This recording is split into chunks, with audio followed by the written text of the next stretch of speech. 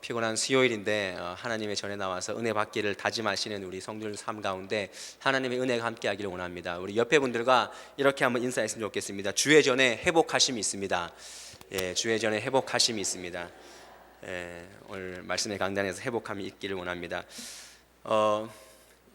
피곤하실 텐데 제가 잠도 깨고 저는 이렇게 신선한 공기를 이렇게 위해서 제가 문제를 하나 내겠습니다. 다음은 어떤 물건의 주의사항인지 10가지가 있는데 제가 5가지만 말씀드릴 테니까 한번 저 물건이 무엇일까 한번 맞춰볼 수 있기를 원합니다. 첫 번째로 제품 구입 전에 충분히 검토하고 구입해야 된답니다. 이 제품이. 두 번째는 제품이 초기 사용 시와 갈수록 많이 달라질 수 있지만 그렇다고 고장은 아니랍니다. 뭘까요? 세 번째로 제품이 집 밖으로 나갈 때는 연락이 두절되거나 회기 시간이 늦어질 수 있으니 유의해달라는 겁니다. 대충 감 잡으시네 이제. 그 다음에 네 번째로 적절한 양분과 휴식을 취하게 하면 제품을 오래 사용할 수 있답니다. 마지막으로 결정타인데요. 가끔은 어린 아이와 같은 행동을 나타낼 수가 있으나 그렇다고 제품에 이상이 있는 것은 아니니 안심하고 사용하십시오. 눈치채셨죠? 강아지 아닙니다. 남편입니다. 네, 남편입니다. 남편 주의사항입니다. 제가 오늘 말씀 제목을 주의사항이라고 이렇게 정해 보았는데요. 모든 물건에는 사용 설명서가 있습니다. 사용 설명서가 있는데 그 사용 설명서 안에는 주의사항이 있습니다. 그 주의사항이 왜 있냐면은 그 제품을 효율적으로, 안전하게, 효과적으로 사용하기 위해서 그 주의사항이 적혀져 있다라는 것입니다. 인생도 마찬가지입니다. 특별히 우리 예수 믿는 사람들, 하나님께서 우리 인생들에게 인생 사용 설명서를 주셨습니다. 무엇입니까? 하나님의 말씀을 주셨습니다.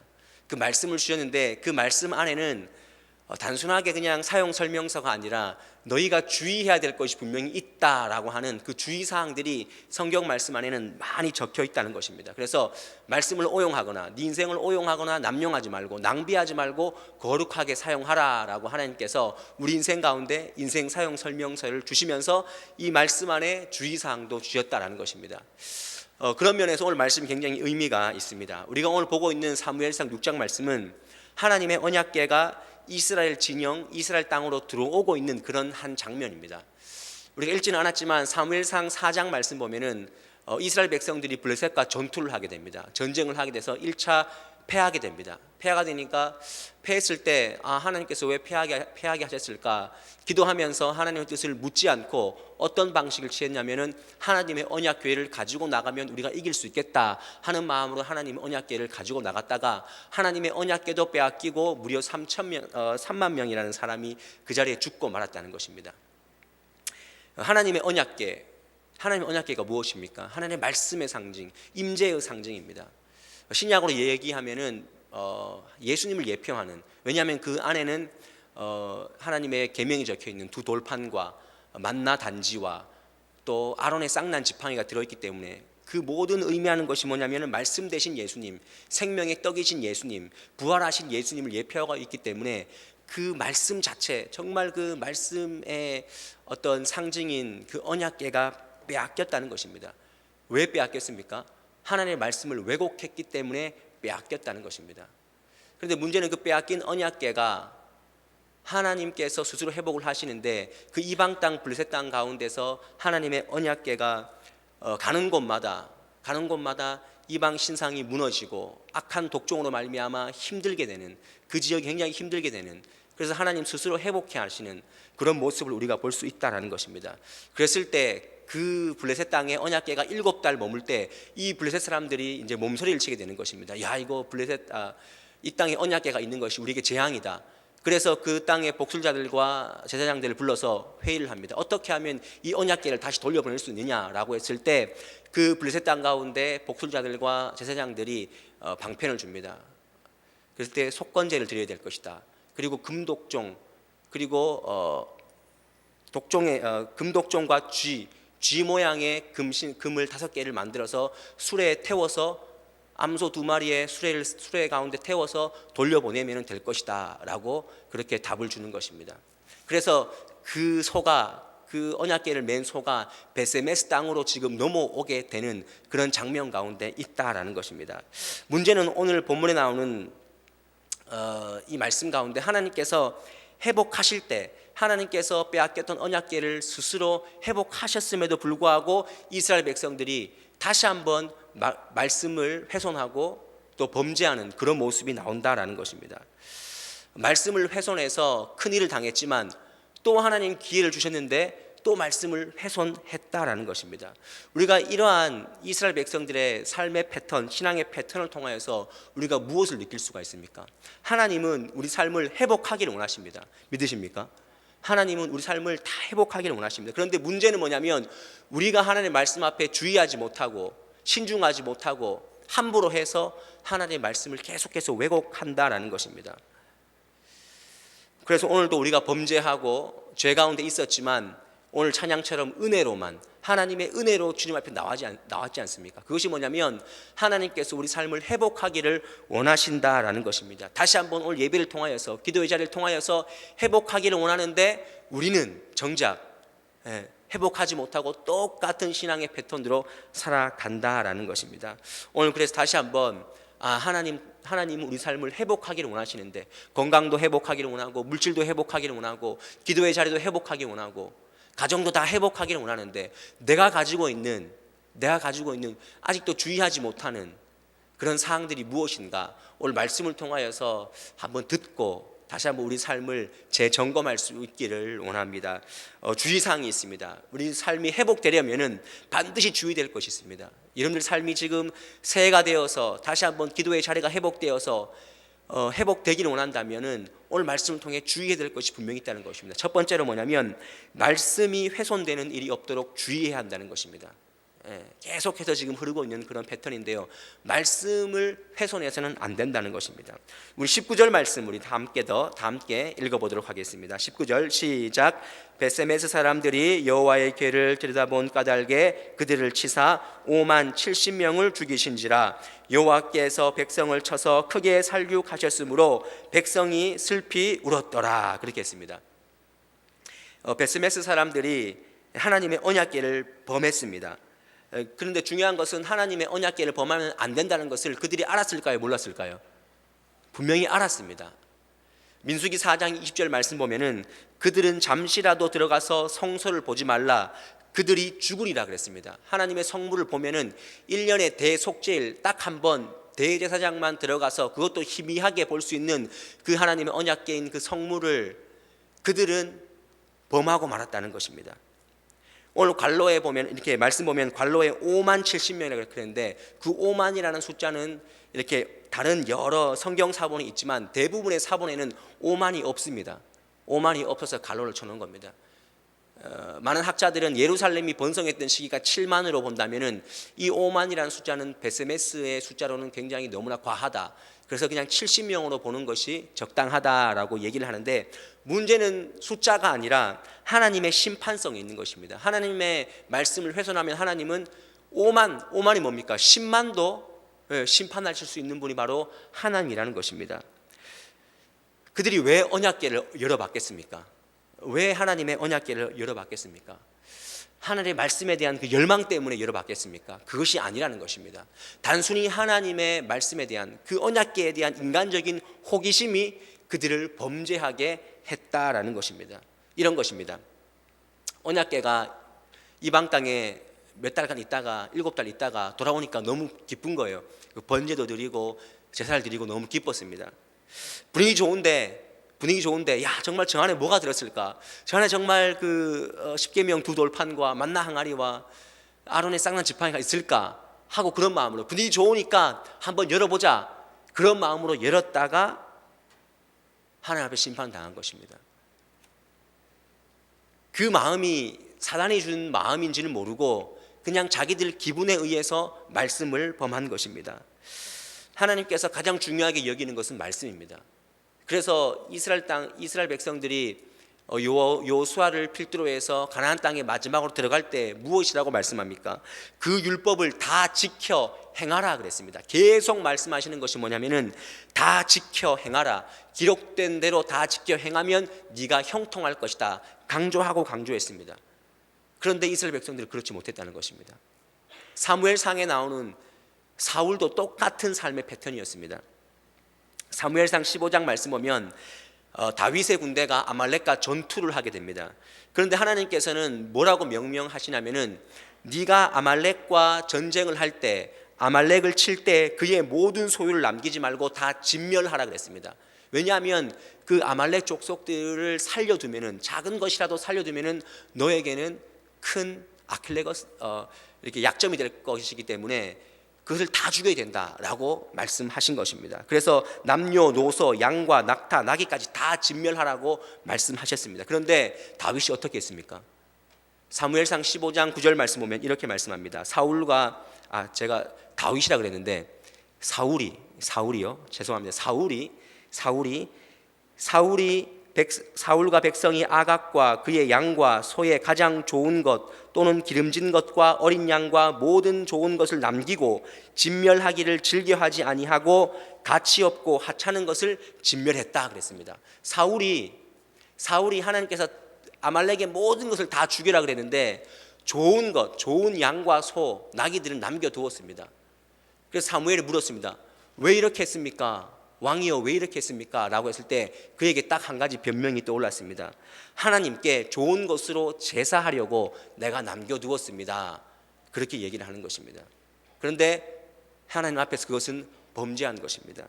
그래서 유명한 말씀, 사무엘상 15장 22절 말씀, 순종이 제사보다 낫다는 말씀이 여기서 나왔다라는 것입니다. 하나님이 가장 싫어하는 것은 말씀을 훼손하는 것입니다. 내가 말씀을 했으면, 하나님께서 사용 설명서를 주셨으면 그 말씀대로 살기를 원하는데 우리는 우리 감정대로, 우리 해석대로, 우리를 합리화하면서 말씀을 계속 변질하고 훼손해 나간다는 것입니다. 여러분들 삶이 정말로 하나님 앞에서 회복되기를 원하십니까? 그렇다면 그런 생각들을 버려야 됩니다. 하나님께서 이 정도는 눈 감아 주실 거야. 이왕 돌아온 언약궤인데 내가 이거 한번 열어본다고 해서 뭐 큰일 나겠어. 이런 마음으로 우리가 신앙생활 하다가 계속 회복함이 늦어지고 광야가 길어지는 것이 우리의 인생이다라는 것입니다. 우리 삶에 한번 적용해 보십시오. 내가 정말 말씀대로 예배하고 있는지, 내가 말씀대로 안식일을 거룩하게 지금 지키고 있는지, 내가 물질을 지금 하나님의 말씀대로 온전하게 사용하고 있는지, 하나님의 것을 범하면 언젠가는 손해보게 되어 있습니다. 저는 그런 간증들을 신방을 하면서 많이 들었습니다. 하나님 것을 몰래 빼먹다가 나중에는 큰 코 다치는 경우를 많이 보았습니다. 아나니아와 삽비라를 보십시오. 자기 땅의 소유를 팔았다가 얼마를 감춤에 죽임을 당했습니다. 하나님의 것인데 감추고 숨기고 왜곡하면은, 훼손하면은 그것은 범죄 행위고 그것은 죽을 수밖에 없는 행위다라는 것입니다. 하나님은 원수까지 사랑하라고 말씀하셨습니다. 물론 어렵습니다. 하지만 우리가 그 삶의 자리까지 나아가기를 노력하고 그 자리를 지켜나가는 것이 우리가 잘 사는 방법이라는 사실을 기억하시기를 바랍니다. 사울이 버리게 된 이유가 무엇입니까? 사무엘이 사울에게 말씀하기를 이렇게 말씀합니다. 왕이 여호와의 말씀을 버렸으므로 여호와께서도 왕을 버리는 것입니다. 사울이 하나님의 말씀을 먼저 버렸기 때문에 하나님도 그를 버린다라는 것입니다. 저는 오늘 다시 한번 우리 삶 가운데 나를 합리화하고 또 내 생각과 내 이치에, 내 상황에 말씀을 막 이렇게 조합하고 훼손하고 합리화시키는 그런 모든 행위를 근절하겠다라는 그런 결단이 오늘 예배 가운데 일어날 수 있기를 원합니다. 오직 말씀에 대한 순종함만 남아서 여러분의 삶이 빨리 회복될 수 있기를 원합니다. 두 번째로 우리 삶이 회복되기 위해서 주의해야 될 사항이 뭐냐면은 미신적인 신앙을 버려야 한다는 것입니다. 미신적인 신앙을 버려야 됩니다. 우리 20절 말씀, 우리 6장 20절 말씀 한 번 더 읽어보겠습니다. 이스라엘 백성들이 질문을 하는데 하나님 앞에서 자기가 어떤 질문을 하는지 한번 잘 보시기 바랍니다. 20절 시작. 베세메스 사람들이 이르되 이 거룩하신 하나님 여호와 앞에 누가 능히 서리요 그를 우리에게서 누구에게로 올라가시게 할까 하고 이 지금 고민하는 것입니다. 70명의 사람들이 죽게 되니까 이거 이제 이 언약궤를 누구에게로 이제 올려 보내야 되며 누가 감히 하나님 앞에 설 것인가 지금 그런 고민을 하게 되었다는 것입니다. 그것을 옮길 똑같이 블레셋 땅에서 언약궤가 골칫덩어리였던 것처럼 지금 이스라엘 백성들 가운데 하나님의 언약궤가 골칫덩어리가 되었습니다. 그래서 이걸 어떻게 옮길까 지금 그 걱정하고 있는 것입니다. 잘 보십시오. 하나님을 어설프게 믿으면은 신앙이 골칫거리가 됩니다. 잘 생각해 보십시오. 이거 믿자니 제약이 너무 많고 이것도 안 믿을 수도 없고 이 골칫거리가 되는 것이 이렇게 어설픈 신앙인들의 가지는 신앙의 문제입니다. 여러분들은 하나님이 골칫거리입니까? 자랑거리입니까? 자랑거리가 되어야 됩니다. 지금 근데 이스라엘 백성들은 언약궤가 돌아왔음에도 불구하고 그 언약궤가 블레셋 땅의 백성들처럼 골칫거리가 되어 있는 것입니다. 그런데 이들의 그 고민에는, 이 질문에는 심각한 문제가 있습니다. 왜냐하면 20절 말씀 보면 거룩하신 하나님 여호와 앞에 누가 능히 서리요? 이렇게 질문하고 그를 우리에게서 누구에게로 올라가시게 할꼬? 이 질문을 하는데 이것은 굉장히 하나님을 경외하고 하나님을 두려워하는 그런 마음이 아니라 단순히 인간적인 탄식을 지금 얘기하는 것입니다.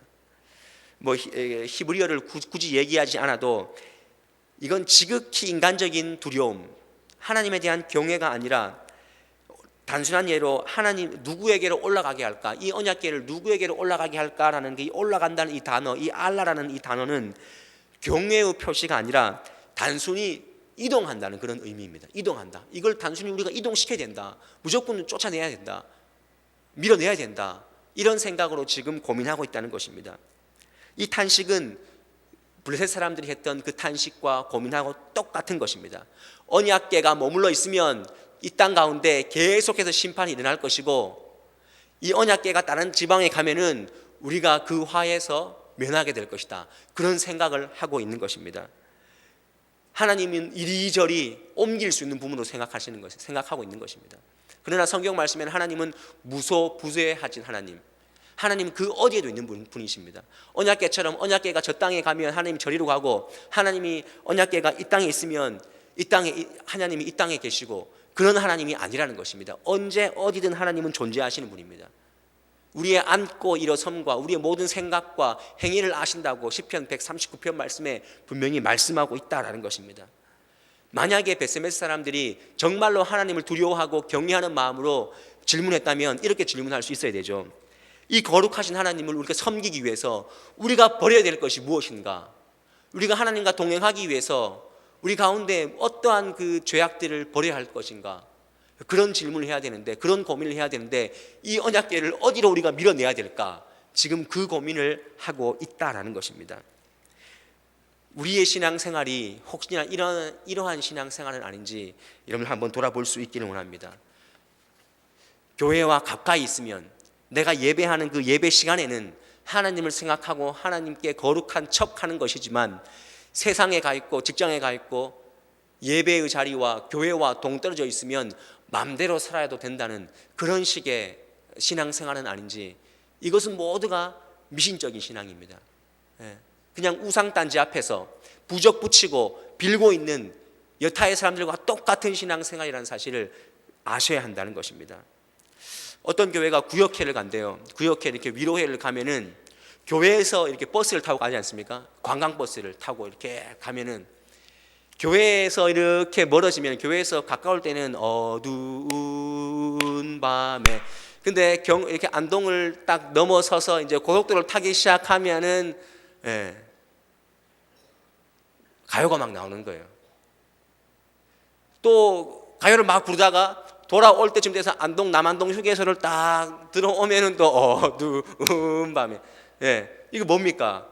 교회 가까워 오니까 거룩해지자. 우리 교회는 아니죠, 그죠? 그럴 필요도 없고 그럴 이유도 없고, 중요한 것은, 문제는 너무 우리 신앙이 이분법적인 신앙이라는 것입니다. 예배 안에만 있으면, 예배할 때는 교회 안에서는 거룩한데 세상에 나가면 그렇지 않다라는 것입니다. 하나님은 우리 가운데 임마누엘 하러 오신 분입니다.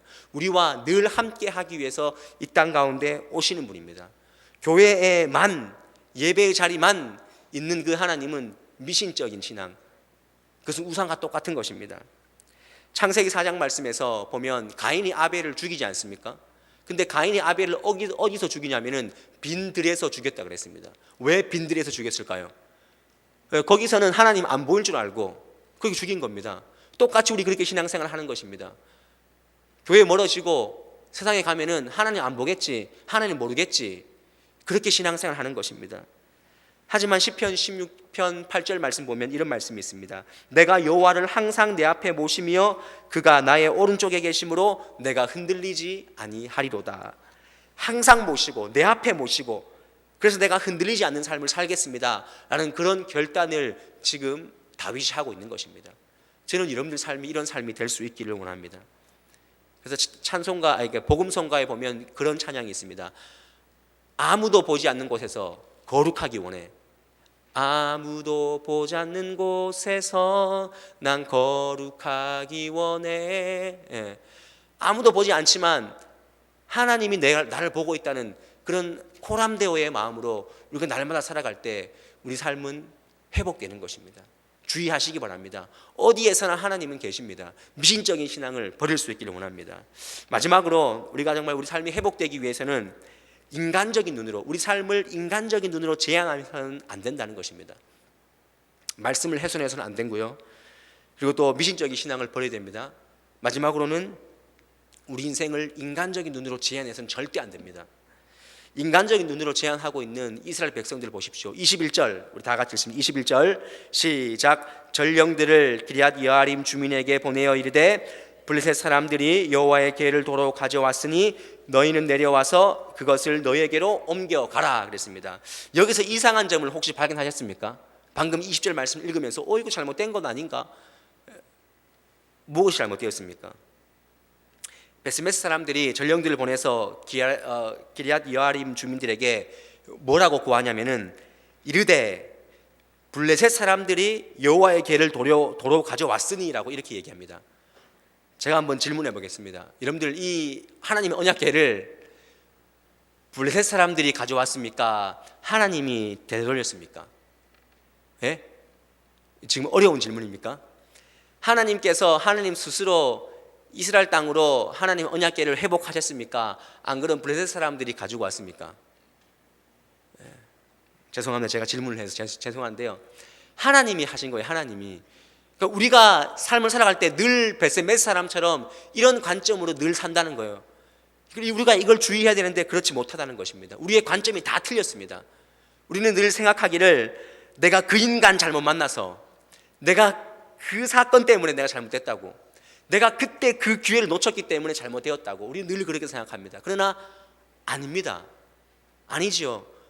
그렇게 살은 것은 베세메스 사람들이, 블레셋 사람들이 언약궤를 가져왔으니 도로 가져가라, 이 말과 똑같은 것입니다. 신앙의 관점이 그렇게 중요한 것입니다. 관점이 바뀌지 않으면, 신앙의 관점이 바뀌지 않으면 우리 인생은 절대로 바뀔 수가 없습니다. 여러분들 남편을 40년 동안 바꾸려고 부단히 노력했지 않습니까? 바뀝니까? 네, 그러면 우리 관점이 바뀌어야 됩니다. 우리 신앙의 관점이 바뀌어야 되는 것입니다. 신앙에 조금 있는 사람들은 이렇게 얘기를 합니다. 잘 나갈 때는 하나님이 하셨습니다. 못 나갈 때는 하나님을 쏙 뺍니다.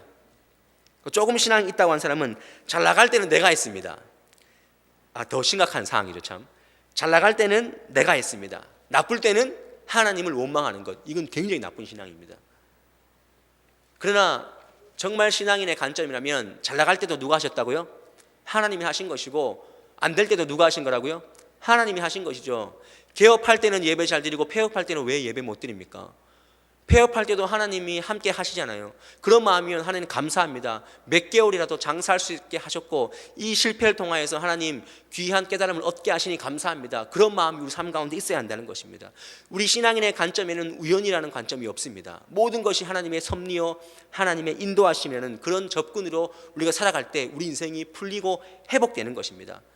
우리가 잘 알고 있는 요셉, 창세기 39장부터 나오는 그 요셉의 37장부터 나오는 그 요셉의 말씀을 보면 마지막에 요셉이 형들에게 막 팔리고 종살이하고 감옥살이하고 막 다 얻어 터졌는데 마지막으로 애굽의 총리가 되지 않습니까? 그런데 애굽의 총리가 되어서 가나안에 기근이 들어서 그 형들이 곡식을 얻으러 왔을 때 그를 밝히면서 무엇이라고 말하냐면은 창세기 45장 5절 말씀, 당신들이 나를 이곳에 팔았다고 해서 근심하지 마옵소서, 한탄하지 마옵소서. 그 다음 말씀, 하나님이 생명을 구원하시려고 나를 당신들보다 먼저 이곳에 보냈습니다.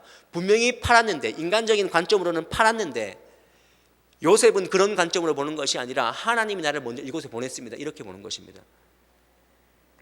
결정적인 고백은 45장 8절 말씀, 창세기 45장 8절 말씀에 이런 말씀이 있습니다. 그런즉 나를 이리로 보낸 이는 당신들이 아니요 하나님이시라.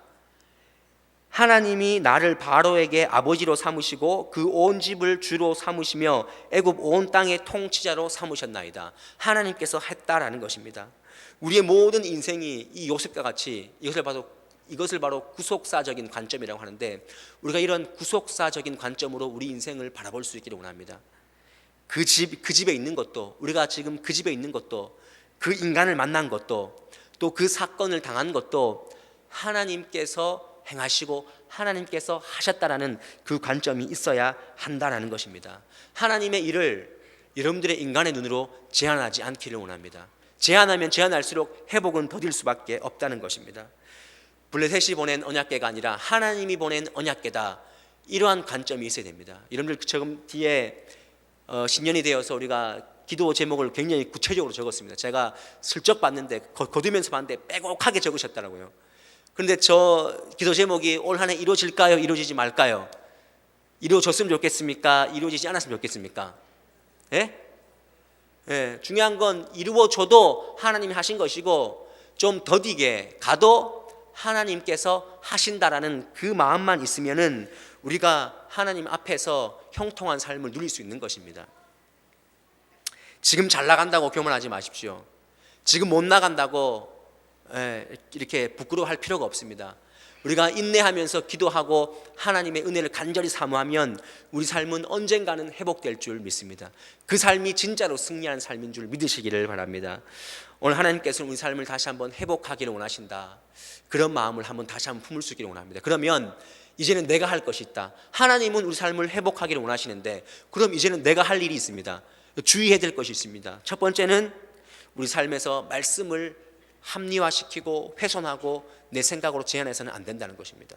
두 번째로 미신적인 신앙, 하나님은 예배당 안에만 있다, 하나님을 이리저리 옮길 수 있다, 내가 하나님 낯을 피할 수 있다, 이런 미신적인 신앙들을 버릴 수 있기를 원합니다.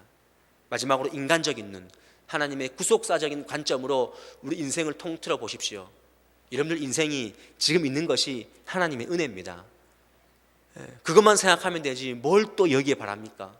주셔도 하나님의 은혜고 안 주셔도 하나님의 은혜다, 그런 마음으로 산다면 우리의 삶은 진짜로 회복되는 삶이 될 줄 믿습니다. 모든 제품에 주의사항을 잘 읽으면 실수가 줄어드는 법입니다. 하나님 오늘 인생 말씀, 그 인생 사용 설명서, 이 말씀이라는 인생 사용 설명서 안에 오늘 말씀을 통하여서 주의사항을 분명히 주셨습니다. 이 주의사항을 꼼꼼히 읽으시고 꼼꼼히 숙지하시고 여러분의 삶이 회복될 수 있는 삶으로 나아갈 수 있기를 주님의 이름으로 간절히 축원합니다. 우리 함께 시간 기도하겠습니다. 기도하실 때요, 같은 마음으로 오늘 말씀을 생각하시면서 기도할 수 있기를 원합니다. 말씀을 생각하십시오. 올 한 해도 하나님께서 우리 삶을 열어주셨습니다.